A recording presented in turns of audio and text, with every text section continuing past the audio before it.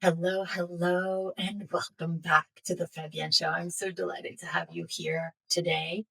I find myself talking about patterns that I see when it comes to my clients, when I see it in my friends, I see it in myself. I see so many patterns of how we women get in our own way even though we're super smart, brilliant, heart-led women who are achievers and who have big aspirations, even with all of those things, we fall into these traps and these patterns that have us, dare I say, shoot ourselves in the foot. And what's happening is that we say we have these big dreams and these big aspirations, shall we say, and yet we're staying stuck, tired, resentful, and not moving forward faster.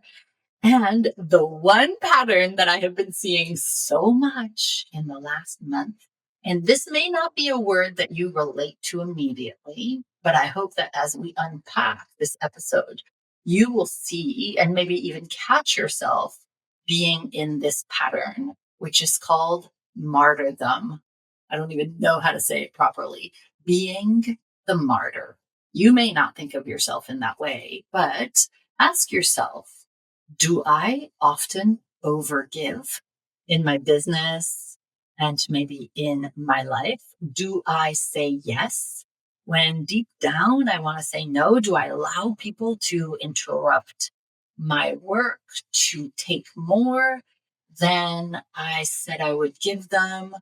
Do I put everybody else first? Do I put my clients first? Do I put my team first? My family, my spouse, my friends, my neighborhood, this charity, this book club?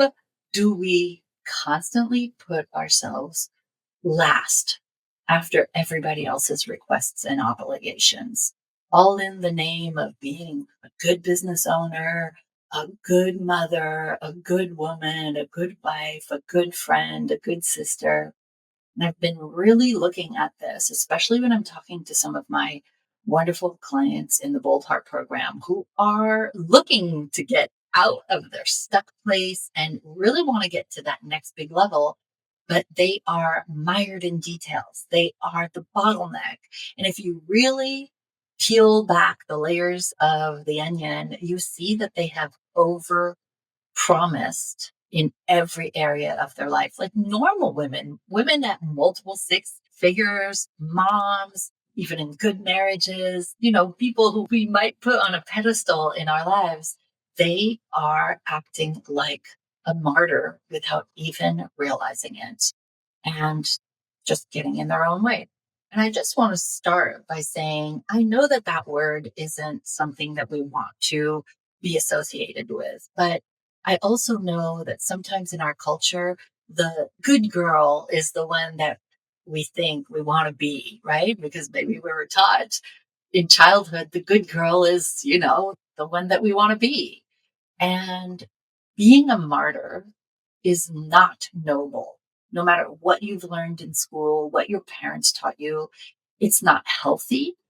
It doesn't lead to your happiness or your success. And I hope to make that case today. It's not required for you to be successful in any area of your life. And it's also not sustainable. It is costing you so much to overgive and overfunction and overpromise and overshow up. And so in this episode, I want to lovingly help you wake up to the places where you are sacrificing yourself and show you how to stop. Let's start with where becoming a martyr started. Gosh, I even just cringe just hearing that word, but I think it's just really important that we talk about this. For many of us, especially women, this pattern goes all the way back to childhood. As little girls, we were taught to be accommodating. I want you to think back over your life. Where were you taught to take care of everyone else's needs before your own? Can you think back to, or maybe you saw your mother do it or your grandmother do it, maybe your aunts? Did you see them being helpful and polite and selfless? I know that I look at one of my aunts in France. When I spent quite some time with her, I noticed that she just gave and gave and gave to many children. She was just doing everything for everybody. My mother was a different story. She worked, so I didn't spend as much time with her. But there was, in lots of my family of origin, lots of this selflessness. And I want you to think back to what you were modeled as a child around being accommodating. How does it show up in your culture, in your family? Did it show up in your community? And so we're taught to be, or at least modeled to be, helpful and polite and not selfish, the opposite of selfish. And then we became business owners and we became mothers, many of us, and we became partners, life partners. And we carried that same programming into our work and into our marriages or partnerships and into our parenting, into our work. It's by saying yes to every client request, even if it drains us, even if it's not within scope, even if we just don't feel like it or we're not good at it. Maybe for you, it means taking on a task that your team actually should be handling. You know, if you think back, like maybe your team is saying, oh, I have so much work. And you say, oh, you know what? Let me take it for you. Maybe you're offering a discount to your clients because you somehow feel that they can't afford it and you have this sliding scale, or you don't charge more when they ask for additional hours. Maybe you are skipping rest, skipping doing something nice for yourself, skipping just yourself entirely, all in the name of being in service and being the good girl and being the one who, doesn't want to be selfish and put herself first. And that, if you really think about it, is how many of us women unknowingly and through really no fault of our own have taken on this identity, this subconscious identity of being a martyr, because we think we're being helpful and kind and generous and it's the right thing to do. And it's, I'm here to be of service. But being a martyr isn't service, it is self abandonment. Just really want you to think about that. Over functioning and over giving is not being helpful as much as it is self abandoning. And there is such a hidden cost to this self sacrifice. Literally every woman I talk to in one way or another, and we're talking about really successful women at times, and they're still self sacrificing. And so let's name what this really costs you. I want to start with your health. When we are overgiving, when we are sacrificing, when we are putting the needs of others before our own, there is this chronic stress that gets built in our body. We're constantly robotically saying yes to everything. So there's stress, there's adrenal fatigue, where literally there's no time for you and the body doesn't get a chance to replenish itself. There is just this burnout from always doing, always giving, always pushing, and not filling the oil lamp back up. It's probably also affecting your income in your business. I'm being direct and I'm being honest with you. When we are over functioning, when we are over giving, and then over promising, we start to undercharge and over deliver and thinking that's the right thing to do. And honestly, the business can never scale that way. And so all this time that you're giving away to other people's obligations and requests and in the name of doing the right thing, you are preventing your business from growing because there's just no more time. There's no more of you to go around. So it's affecting your income. It's affecting the scaling of your business because you really can't scale a business if you have no time and no energy left, right? It's also affecting your joy. My dear friend, when you are depleted, when you've turned something you love, which is your business, into something that's starting to feel like a source of resentment, that is going to attack your joy. When you start seeing your friends or your family as just another long to-do list, that affects your joy as well, which then leads to it affecting your relationships. When you're depleted from your work or from your friends, your family, maybe even your partner gets kind of the leftovers. You get your own leftovers in the sense that there's no more of you with your full cup showing up. And so what I see again and again is this emptiness. This being a martyr becomes a way of showing your worth, but at the same time, it's totally draining you. Maybe subconsciously, martyrdom has become a way of you proving your worth, again, based on what you experienced or witnessed in childhood. And you say to yourself, if I give enough, I will be valuable or they will value me. If I do it all on my own, I will be seen as strong and maybe even capable. If I say yes and I don't complain and I finish it, then again, maybe people will think I'm valuable. Maybe I'll get that next big opportunity. Maybe my clients will refer me to other people. I'll finally be enough. But it never really works, does it? Or maybe it has worked for you up until now, but you are exhausted and you are secretly resentful, and it's just not sustainable. It just keeps you exhausted and invisible. So, how do you release this martyr identity that, like I said, you picked up through no fault of your own, just because it was modeled to you repeatedly? How do you release this pattern? Well, the first step is actually to recognize the programming for what it is.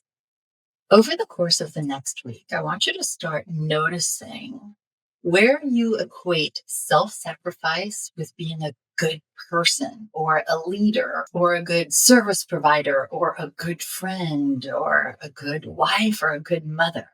Where are you noticing that you equate self-sacrifice with being a good person?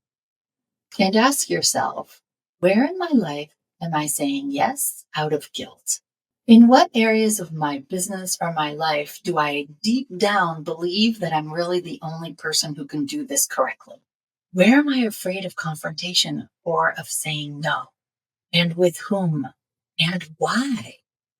And where am I afraid of actually receiving help or speaking up or taking up more space? Just saying no.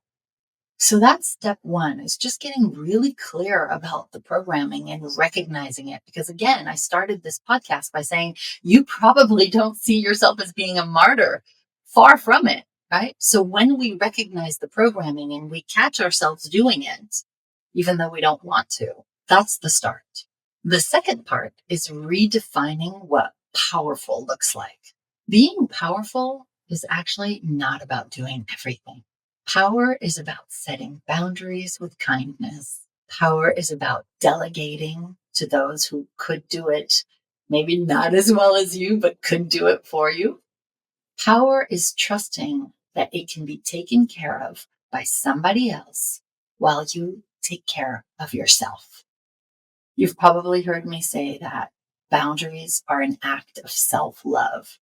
And if I'm being honest with you, in my business coaching to the thousands and thousands of women that I've helped get to multiple 6 and 7 figures, we almost always talk about boundaries. Why? Because most women let people hijack their time and their energy. And when you can realize that you are more powerful saying no than saying yes, everything changes. Once you've redefined what it's like to be a powerful person in your life, we always talk about setting new standards. what's acceptable for you and what is not acceptable for you. No more late night texts from clients. They shouldn't even have your cell phone number to send you a text on. No more saying yes and doing the thing just because somebody asked you, especially if you don't want to do it. No more undercharging because you feel bad or you think that they can't afford it. No more letting your team or your family or even your kids interrupt you while you're focused. No more saying, yes, I'll run that errand for you when you have a long list of things to do for your business. It's not because you're self-employed that you're unemployed. Ask yourself this anytime somebody asks you something that you don't actually want to do. What would a woman who deeply honors herself do right now, right here in this situation? Would she say yes, even though she doesn't want to? Would she say yes, even though she'll probably feel resentful? Would she say yes? Or would she say no gracefully? Would she set a boundary? Would she have higher standards for herself? Whatever your answer to that question of what would a woman who honors herself deeply do in this situation, do that. This is how you take back your life. No more victim, no more martyr, no more doormat. I know these are harsh words that I'm using, but I just really want to wake you up to the fact that you're probably overgiving in more areas of your life and in more instances than you realize. So no wonder you're tired. No wonder you sometimes feel depleted. No wonder you've become the bottleneck in your business. I hear you. I see you. I love you. And I'm just simply pointing out that this is probably what's happening. You're doing too many things in your business that you should not be doing. Too many administrative things, too much carrying the weight and the load physically, and maybe even just intellectually or with your team, with your family. I remember I had this client for a long time, and I said to her on a Q&A call, wait, you're doing all of your teenagers' laundry? They're 17 and 15 and 14, and you're doing their laundry when they can be doing it themselves? And she said to me, Fabienne, I just didn't even question that. I'm like, we have to have you stop doing everybody's laundry. You could be scaling your business instead. You could be taking a beautiful bath with aromatherapy. You could go for a spa day. You could just take a nap. This is how you take control of your life once again. This is how you grab back your time and energy from having it being taken by other people. And I want you to get that there is an incredible ripple effect to this kind of liberation in your life, even if you don't at first see it as a liberation. When you start setting boundaries and saying no instead of taking the martyr route, something amazing happens. Your team starts to take more responsibility. Your clients begin to respect your boundaries more and more. Your children start to see what a healthy relationship looks like. You begin to model the kind of person they respect. You start having energy again. Your body starts to feel relaxed again. Without all that mental clutter and that resentment, you start to feel creative again. You start sleeping better. You get your time back, not only to use in your personal life, but time to scale your business, time to work on things that actually excite you rather than drain you. And that's when your business grows without it costing you everything. This is not selfish. This whole idea of putting boundaries and saying no and taking back your time from people who are hijacking it right now, it's not selfish. It is sacred self-respect. So this week, I'm just inviting you to be very aware. How are you unknowingly depleting your energy and just saying yes to other people and being quietly resentful as a result? What I've learned in my own life is it doesn't really help to shout and to get angry. It's more a question of just politely, kindly saying, no, thank you, or delegating, or saying, yes, I can do that, but there will be an additional fee for that. Or saying to your client, our time is up, instead of letting her talk for the additional 5 or 10 or 15 minutes just because she feels she can. In the end, my message to you is this: you are not here to sacrifice yourself at the altar of your business, of your marriage, of your parenting, of your life. You are not required to overgive to be valuable. A bold heart woman knows her worth is internal. It isn't linked to what she does, but who she is. And so you are allowed to rest. You are allowed to say no. You are allowed to receive help. You are allowed to ask for help. You are allowed to lead with boundaries. And you are worthy without anything coming anywhere close to being a martyr. And so today, get clear. What is one place that you are continually overgiving, and choose a new way?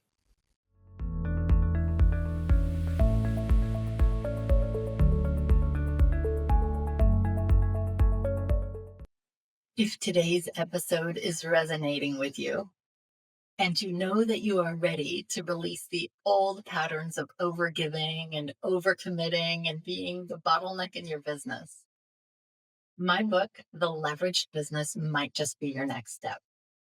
Inside the book and on every page, I show you how to scale your business with systems and soul without sacrificing your health, your joy, your downtime, your sanity, or your family. You may not realize, but you have what it takes to get to 7 figures with your life back. You may just not know how to do it. And this book shows you how. You can go grab your copy at boldheart.com if you don't have it yet. And while you're there, you can also book a Get Acquainted call with us.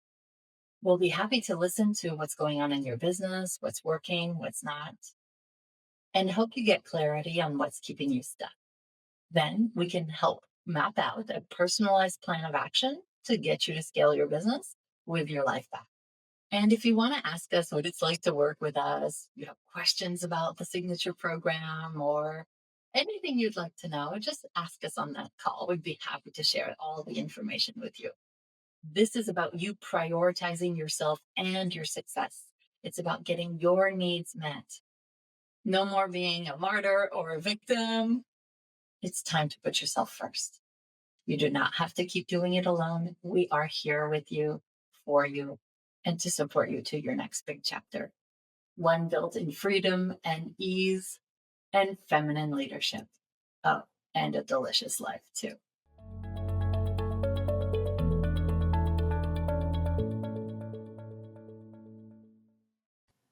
You don't have to keep doing it all. You get to choose a different story. And I am here with you every step of the way. I'm sending you all my love. I'm always here for you.